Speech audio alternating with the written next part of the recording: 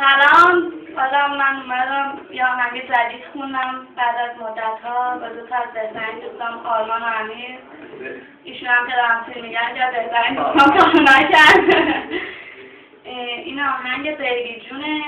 که ما خوندیم اون بریم باشه. به نام تو که راست میگی برای میاد پیش من عشقم من تو پیشم میمونی راست میگی که همه بدونن که ما واسه همین بذار دست تو رو قلبم که میتپه شدید من دارم میمیرم پس نکش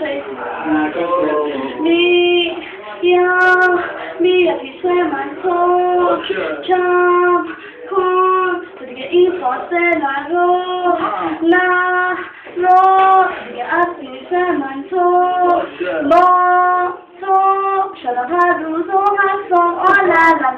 تو دوباره من اومدی چه دخترک نگو بیستم داری خالی اینگه من هم میخورترک میکشی ترک دور این پسرک وقتی که منو بیدری داری فرق میکنی مطلق تو من چشار میدونی دستم رو فاز خاطرات خوب گذشته رو داره دیگه میخوام دام میگم این آمار گذشته دیگه نمیخوامه چون که خرم گذشته برو نمیشه که باشم فقط با تو اینو به تو منتظرم تا که بدی دستم با تو داری میبینی که دور برم درست و باز به جا قرصش اونم هم مثل پوزیشن هم میکنم هر پرستش شما رو خوشیم تو دستم میخوام بگیرم با من عکس آرزو دارن که این لحظه رو هرگز ندن دست میتونم خواهش کنم که هیلره دوستم پارس ندی